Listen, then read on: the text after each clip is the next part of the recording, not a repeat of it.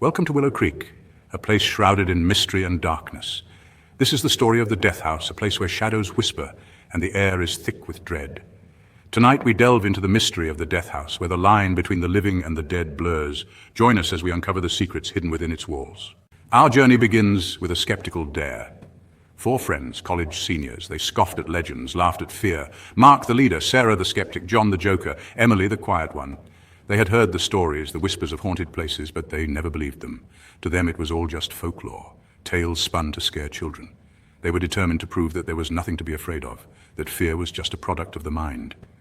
They came to Willow Creek for a thrill, a challenge. The place was infamous for its eerie atmosphere and the countless stories of ghostly apparitions. It was the perfect spot for their adventure. They wanted to test their courage, to see if they could face the unknown and come out unscathed. The path to the house was dark and winding, surrounded by tall, ancient trees that seemed to whisper secrets as the wind rustled through their leaves. To conquer fear with logic. They believed that by confronting the source of their fear, they could demystify it, strip it of its power. They stood before the house, its windows like dark, empty eyes staring back at them. The air was thick with anticipation, and they could feel their hearts pounding in their chests. "It's just an old house," Mark declared, his voice ringing with bravado. He was determined to lead his friends through this challenge, to show them that there was nothing to fear. His confidence was infectious, and for a moment they all felt a surge of courage. "Yeah, haunted by squirrels," John quipped, earning nervous laughter. His humor was a welcome distraction, a way to lighten the mood and keep their fears at bay. They joked and laughed, trying to convince themselves that there was nothing to be afraid of. But as they approached the house, the reality of their situation began to sink in. Its shadows swallowed them whole. The air turned cold. It was as if the house itself was alive, watching them, waiting for them to make a move. The temperature seemed to drop suddenly, and they could see their breath in the air. The once confident group now felt a sense of unease creeping in. A shiver ran down their spines. They could feel the hairs on the back of their necks standing up, their bodies reacting instinctively to the unknown. The bravado and jokes were quickly fading, replaced by a growing sense of dread. The laughter died in their throats.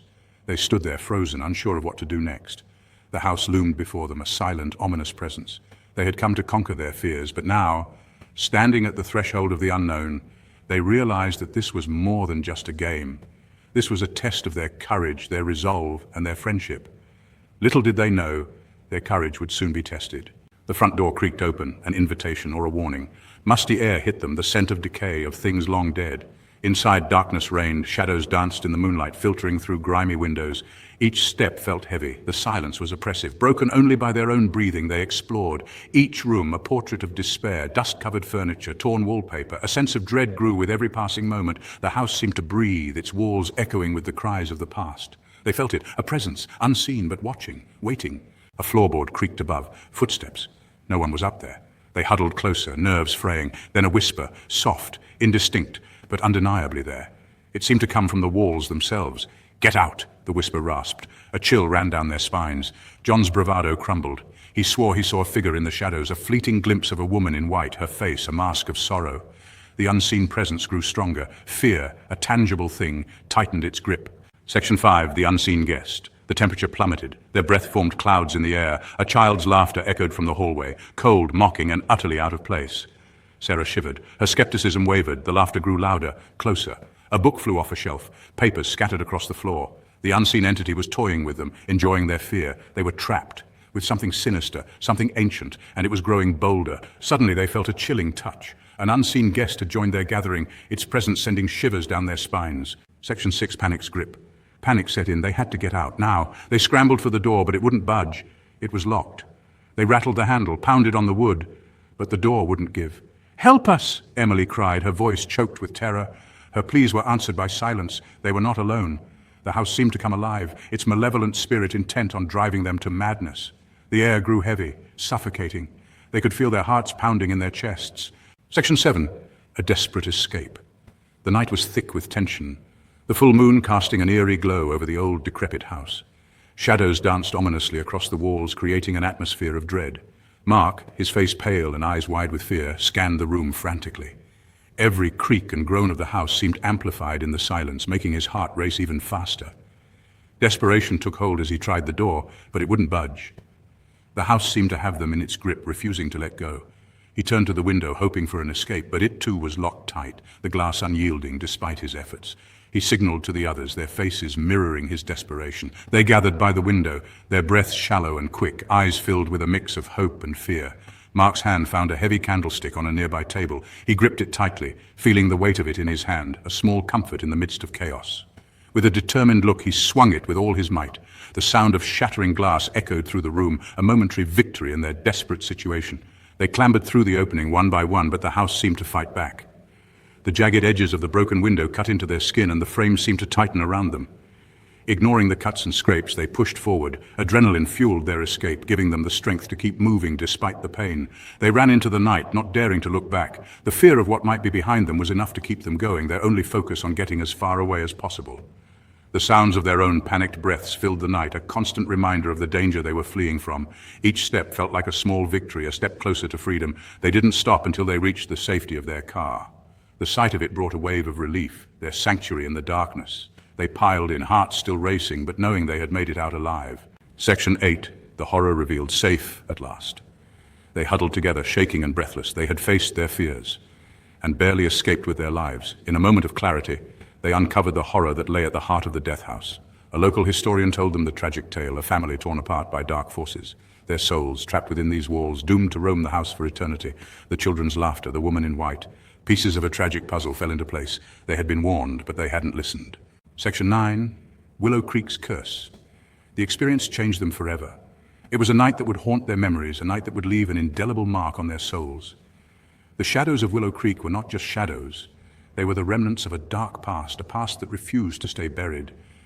They carried the memory of that night like a heavy burden. Each step they took in the dark forest was a reminder of the terror they had faced. The trees seemed to whisper secrets, secrets that were meant to stay hidden. The air was thick with an unspoken fear, a fear that clung to them like a second skin. The terror, the despair. It was palpable, a living, breathing entity that followed them everywhere. The nights were the worst. Every creak, every rustle of leaves sent shivers down their spines. They would lie awake, hearts pounding, eyes wide open, waiting for the dawn to break the spell of the night. The knowledge that some things are best left undisturbed weighed heavily on their minds. The abandoned house in the forest was a testament to that. Its closed doors and dark hallways held secrets that were better left forgotten, but curiosity had led them there, and now they had to live with the consequences. Mark couldn't shake the feeling of dread. It was as if the shadows of Willow Creek had followed him home. He would often find himself staring out of the window, searching the darkness for any sign of the woman in white. She was a constant presence in his dreams, a ghostly figure that refused to let him rest. He saw the woman in white in his dreams. She would appear at the edge of the forest, her eyes filled with sorrow and longing. Mark would wake up in a cold sweat, the image of her face etched into his mind. The nightmares were relentless, a nightly reminder of the curse that had befallen them. Heard the whispers in the silence.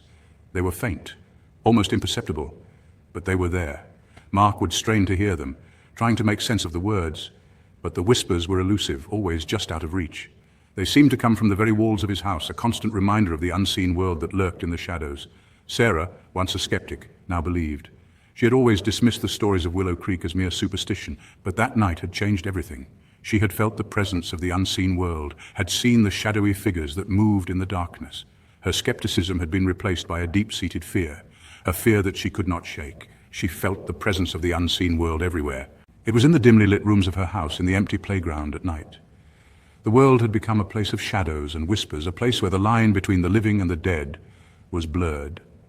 John's laughter was gone, replaced by a haunted look in his eyes, replaced by a haunted look in his eyes. He had seen too much, had experienced things that no one should ever have to experience. The darkness had seeped into his soul, leaving him a shell of the man he once was. He would sit for hours, staring into the darkness, lost in his own thoughts. He had seen too much. Emily never fully recovered.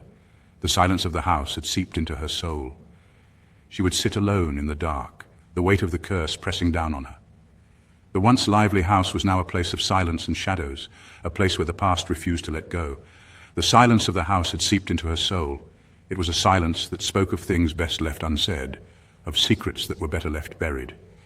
The house was a constant reminder of the night at Willow Creek, a night that had changed them all forever. They had ventured into the darkness, and the darkness had followed them home, but they knew they couldn't live like this forever. The curse of Willow Creek had to be broken. They had to find a way to free the tormented spirits and save themselves from a fate worse than death. The friends gathered, determined to uncover the truth and put an end to the cycle of terror. They found an old, dusty book filled with ancient symbols and rituals. It spoke of a way to break the curse, to release the spirits trapped in the shadows. The friends studied the book intently, knowing that their lives depended on it. They performed the ritual in the dark forest, the very place where the curse had begun. Glowing symbols appeared on the ground as they chanted the ancient words. The air crackled with energy, and the shadows seemed to retreat. As the ritual reached its climax, spirits began to rise from the ground. The friends watched in awe and relief as the tormented souls were finally freed. The curse of Willow Creek was broken, and the darkness that had haunted them was lifted. They walked out of the forest at dawn, the weight of the curse finally lifted from their shoulders. The experience had changed them forever. But they had found a way to break the cycle and free the tormented spirits. They had faced the darkness and emerged victorious, their souls no longer haunted by the shadows of Willow Creek. Section 10. Haunted Memories. Willow Creek's death house, a place of shadows and sorrow, where the veil between worlds thinned, and the dead walked among the living. As dawn breaks, they emerge from the house, forever changed by their ordeal. The memories of that night will haunt them, a reminder of the darkness that lurks in the shadows of Willow Creek, that some doors are best left unopened, the end